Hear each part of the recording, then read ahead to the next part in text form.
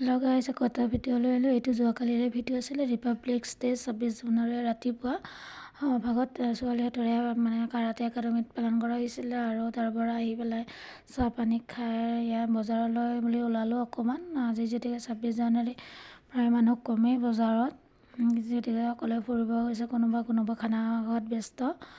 আমি ভাবিলোঁ অকণমান ফুৰি পেলাই বজাৰে কৰি লওঁ। আৰু শুকান মাছ বজাৰত বহুতো ওলাইছে।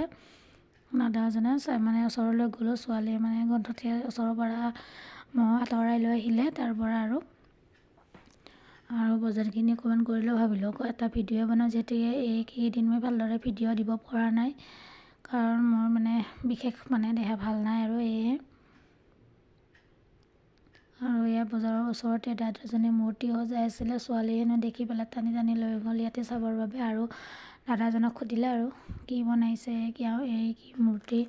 দাদাজনে ধুনীয়াকৈ ক'লে নাৰায়ণৰ মূৰ্তি সজাইছোঁ। এনেকৈ বুলি অকণমান টাইম চালোঁ আৰু ভাবিলোঁ আপোনালোকক অকণমান দেখুৱাই দিওঁ। ইয়াতে অৰ্ডাৰ অনুযায়ী ইয়াতে মূৰ্তি সজাই দিয়া হয়। বজাৰৰ ওচৰতে আজিলৈ ইমানেই আছিলে। বাই।